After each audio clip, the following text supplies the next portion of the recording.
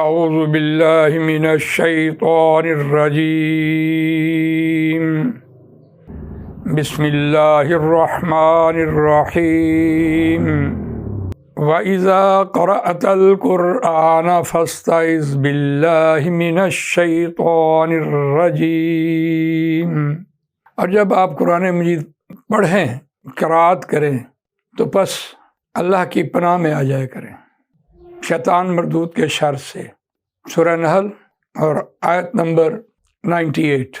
وقال اللہ تعالی والمطلقات یتربصن بانفسہن ثلاثۃ قروء، اور طلاق شدہ عورتیں انتظار کریں ساتھ اپنی جانوں کے 3 حیض۔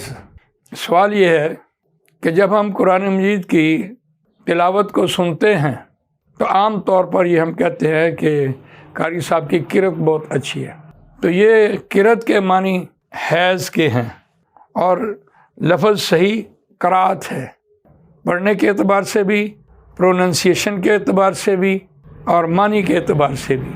لیکن دلچسپ بات یہ ہے کہ دونوں کا روٹ قاف را حمزہ ہے۔ یہاں حیض کے معنی یعنی خون کا جمع ہونا، اور یہاں الفاظ کا جمع ہونا۔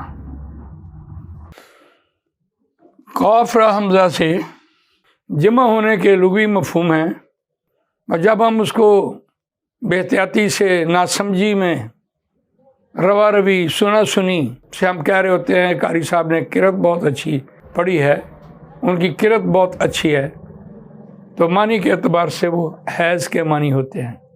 لہذا ہمیں یہاں احتیاط کرنی چاہیے کہ قرآن مجید کے لیے جو لفظ بولا جاتا ہے وہ صحیح پروننسیشن کے ساتھ قرأت، اس کے معنی قرآن مجید کو قواعد کے مطابق صحیح پڑھنے کے ہیں، اور اگر ذرا سی بے احتیاطی ہو جائے، ناسمجھی ہو جائے یا بے علمی ہو جائے تو پھر عام طور پر میں نے سنا قرأت، تو اس پر احتیاط کرنی چاہیے۔